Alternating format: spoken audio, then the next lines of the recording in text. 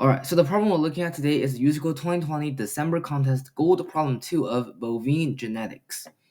So you can pause the video first to look through the problem yourself. Alright, I assume you read the problem. So basically what you're being asked is you're given an original string. Basically, you can, so first let's define an operation. So when you're given a genome, which can only contains A, C, G, or T, you're given a genome like this, you cut between every two consecutive same genes and then you reverse the resulting string. So basically, uh, this is the operation described here. I think it's described pretty clearly. And now you're given a final genome after such operation, and now you're trying to determine how many possible original genomes there are. So like how many of these can you get? Can you do that operation to reach this final genome? Like how many of them are there that is possible to reach that with the genome size of at most 10 to the fifth power? All right, now you can pause the video once again to think through this problem yourself. All right. I assume you gave this problem a try. So first of all, this is gold problem and it's December. So I would say for this level, this one is kind of hard, I would say. And but the algorithm is not like new or anything. It's just DP. So basically, when you first look at this problem, the first observation that we have to make is for every original string, there's only one possible resulting string, right? Because there's only one type of operation, which is these three steps. So you have to, you basically only have one possible result. So now we have a resulting string. There could be, however, multiple original string for this. And now we have to make the second important observation. And let me pull out the code here. The second important property is no two consecutive same letter can be in the same cut. And also two consecutive cuts, A, B, the first letter of A must be equal to the last letter of B, so they will be able to cut. Right? That's literally the definition of the cuts. However, those are important properties or observations that we have to make. And now we can start DPing, right? This is actually pretty intuitive, I would say, to just try this DP to record FI, meaning the first I have been cut. Like we've already decided where to cut the first I, and now the last substring, so the last cut has a starting letter B and an ending letter C, and the second to last cut has a starting letter A. So what does that mean? Basically, here we have, say this is a cut and this is a cut, and we're at I right here, right?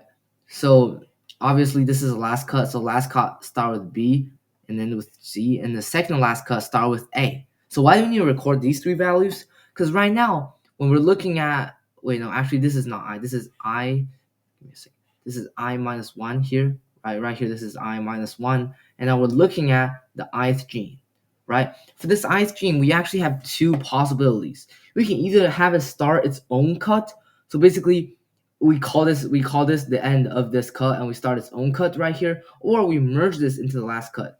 So first, the easier one, if we merge I into the last cut, so now this cut, instead of going from B to C, it goes from B to I, we have to make sure that C does not equal I, right? Because if C is equal to I, we have to cut it as C and I. So if this is not the case, if C is not equal to I, we can merge I into last cut.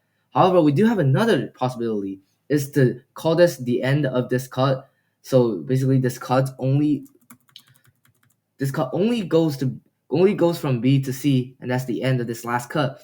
And this is the second to last cut. And we have a start its own new cut.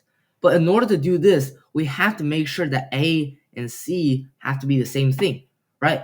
Because if you think about it, if we say reverse the order of this one after the cut, right?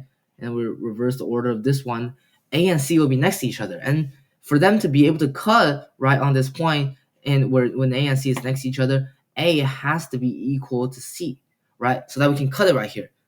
So now the constraint for starting I as a new cut is for A and C to be equal to each other. And some might think, well, doesn't B also have to be equal to I? Well, not necessarily. Because if you think about it, if I is its own cut, well, we kind of have to let B equal to I, right? Because that's the only way we can cut it. But however, if I is not its own cut, we have I right here, and then I plus 1, maybe it's all in this cut, and then I plus 2, it's also in this cut. Well, then I doesn't have to be equal to B. I plus 1 just have to be equal to B. So we can worry about that later. I doesn't necessarily have to be equal to B right now. So the only constraint that we need to satisfy is for A to equal to C, so we can start a new cut. So after we know that, this program is going to be pretty straightforward, right? Input FIJKL as I already explained.